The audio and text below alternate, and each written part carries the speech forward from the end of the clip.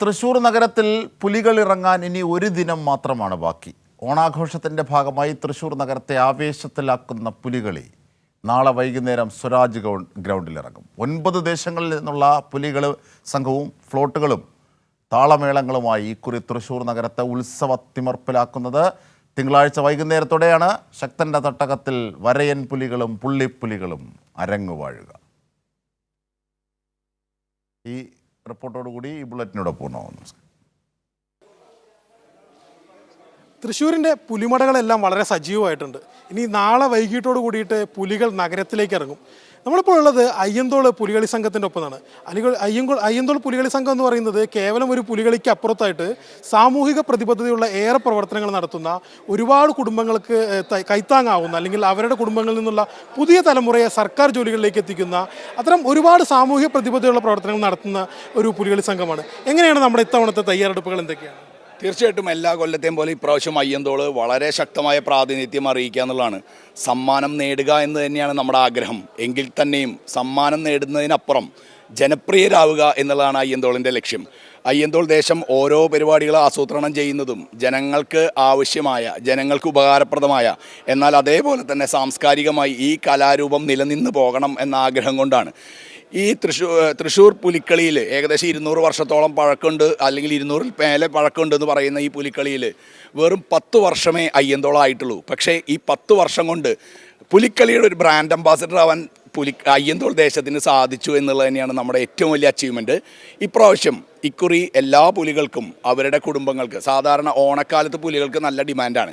ഈ പുലികൾക്ക് ആർക്കും തന്നെ അവർക്ക് സ്വന്തമായിട്ട് അവരുടെ വീടുകളിൽ ഓണം ആഘോഷിക്കാൻ സാധിക്കാറില്ല, ബിക്കോസ് ഓഫ് ഈ ഓണത്തിൻ്റെ സമയമായതുകൊണ്ട്.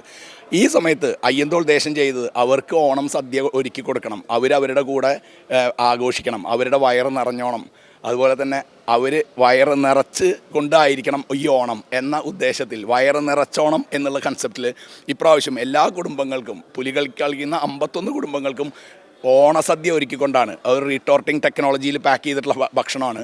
അവർക്ക് സമയമുള്ള സമയത്ത് കഴിക്കാം. അതേപോലെ തന്നെ പ്രളയകാലത്തായിക്കോട്ടെ, കോവിഡ് കാലത്തായിക്കോട്ടെ, ഓരോ സമയത്തും അയ്യന്തോൾ ദേശം കാഴ്ചവെച്ചിരിക്കുന്ന പ്രവർത്തനങ്ങൾ ജനക്ഷേമപരമായിരുന്നു. അതുപോലെ തന്നെ അവർക്ക് വേണ്ട ഒരു ഒരു താങ്ങും തണലുമായി ദേശത്തിനൊരു ഈ കൂട്ടായ്മ ഉണ്ട് എന്നുള്ളതാണ്. പുലിക്ക് അപ്പുറത്തേക്കായിട്ട് നമ്മൾ വേറെ എന്തൊക്കെയാണ് നിശ്ചല ദൃശ്യങ്ങൾ, അങ്ങനെ എന്തൊക്കെയാണ്? എനിക്കിതിൽ ആദ്യം പറയാനുള്ളത്, ഒന്നാമതായി ഇതിന് കലാരൂപമായി ബഹുമാനപ്പെട്ട സർക്കാർ ഇതിനെ അംഗീകരിക്കണം. കാരണം ഇത് നമ്മുടെ കണ്ണൂർ കേന്ദ്രീകരിച്ച് നടക്കുന്ന പ്രാദേശിക കലാരൂപങ്ങളുടെ ഒരു അക്കാഡമിയുണ്ട്. ആ അക്കാഡമിയിൽ പെടുത്തി കഴിഞ്ഞാൽ ഇവിടെ വരുന്ന പുലികൾക്ക് ഇവർ ഒരു ദിവസം ചായമിടുന്നവരല്ല, പല പ്രോഗ്രാമിനും ചായമിടുന്നവരാണ്. അവർക്ക് പെൻഷൻ കിട്ടാനും അവരുടെ കുടുംബ വ്യവസ്ഥ നിലനിർത്താനും കഴിയും. അപ്പോൾ ഇതിൽ വരുന്ന ആൾക്കാർ, ഇപ്പോൾ നമ്മൾ എല്ലാവരും മിക്കവാറും പേര് കുക്കുകളാണ്, ഹോട്ടലിലെ കുക്കുകളാണ്. അതുകൊണ്ടാണ് ഈ ഹോട്ടലിൽ കുക്കായതുകൊണ്ടാവും ചിലപ്പോൾ അവർക്ക് വയറ് കൂടുതലുണ്ടായത്. അതൊരു കാര്യം. പിന്നെ രണ്ടാമത്തെ കാര്യം എന്ന് പറയുന്നത് എന്താണെന്ന് വെച്ച് കഴിഞ്ഞാൽ, ഇതിനകത്ത് സർക്കാർ ചെയ്യുന്ന സഹായം എന്ന് പറഞ്ഞാൽ ഗംഭീരമായി സഹായിക്കുന്നുണ്ട്. കോർപ്പറേഷനായാലും കേരള സർക്കാരായാലും പിന്നെ കേന്ദ്ര ഗവൺമെൻറ് ആയാലും ഇതിനെ ഒരു ഫോക്ലോർ അക്കാഡമിയിലേക്ക് ഇതിനെ പെടുത്തണം എന്നുള്ളതാണ് പറയാനുള്ളത്. ഇന്നൊരു സാധനം ഞങ്ങൾ പുറത്തു വിടുന്നു, നിങ്ങൾക്ക് ആദ്യമായി ഞങ്ങൾ ക്ലൂ തരുന്നു. ഒരു നിശ്ചല ദൃശ്യമായി ഒഴുകുന്ന ഒരു വലിയ മത്സ്യത്തിൻ്റെ ഉള്ളിൽ പുലിമീൻ, അതായത് ആ മത്സ്യം എന്ന് പറയുന്നത് കാറ്റ് ഫിഷ് അല്ല, അത് ഗോൾഡ് ഫിഷിൻ്റെ രൂപത്തിലും, പക്ഷേ പുലിയുടെ തലയുമായി അതിൻ്റെ വായിൽ 2 പുലികൾ നിൽക്കുന്ന സാധനമാണ് ഞങ്ങൾ ഇറക്കുന്നത്. അതിൻ്റെ വിഷ്വൽ നിങ്ങൾക്ക് അവൈലബിളാണ്. വിഷ്വലല്ല, അത് അവൈലബിളാണ്. കളക്ടറേറ്റിൻ്റെ മുൻപിൽ അതിൻ്റെ പണി കഴിഞ്ഞിട്ടുണ്ട്. അത് ഞങ്ങൾ ആർക്കും ദൂരം കൊടുത്തിട്ടില്ല. കൈരളി ചാനൽ പ്രത്യേകിച്ച് അത് തരികയാണ്. പിന്നെ ഇതിന് പുലിവണ്ടിയുണ്ട്. പിന്നെ ചതിയുടെയും പ്രതികാരത്തിൻ്റെയും കഥ പറയുന്ന, ഗരുഡൻ്റെ കഥ പറയുന്ന വലിയൊരു നിശ്ചല ദൃശ്യമുണ്ട്. ഇതൊക്കെ ലക്ഷക്കണക്കിന് രൂപ ചിലവാക്കി വരുന്ന കാര്യങ്ങളാണ്. പിന്നെ എല്ലാ പുലികൾക്കും കുടിക്കാനുള്ള വെള്ളം, എല്ലാവർക്കും ഉള്ളത്. പ്ലാസ്റ്റിക്കിൻ്റെ ഒരു കഷ്ണം പോലും റോഡിൽ വീഴാതെ സൂക്ഷിക്കുന്ന അച്ചടക്കമുള്ള പ്രവർത്തകർ. പിന്നെ അതുപോലെ തന്നെ ഇതിനോടുകൂടി നമ്മുടെ PSCയിലെ കുട്ടികൾ, ഏകദേശം 100ഓളം കുട്ടികൾ പിടിക്കുന്ന വടം, ആ വടമാണ് ഇതിനെ നിയന്ത്രിക്കുന്നത്. ഇങ്ങനെ എല്ലാ തരത്തിലും വളരെ അറേഞ്ച്ഡായിട്ടാണ് ഞങ്ങൾ മുന്നോട്ട് പോകുന്നത്. ഞങ്ങൾ മത്സരിക്കുന്നുണ്ട്, പക്ഷെ ഞങ്ങളുടെ പിന്നിൽ ബാക്കിയുള്ളവരുണ്ടാവും എന്നുള്ള വിശ്വാസമാണ് ഞങ്ങൾക്കുള്ളത്. മുന്നിൽ ഞങ്ങൾ തന്നെ.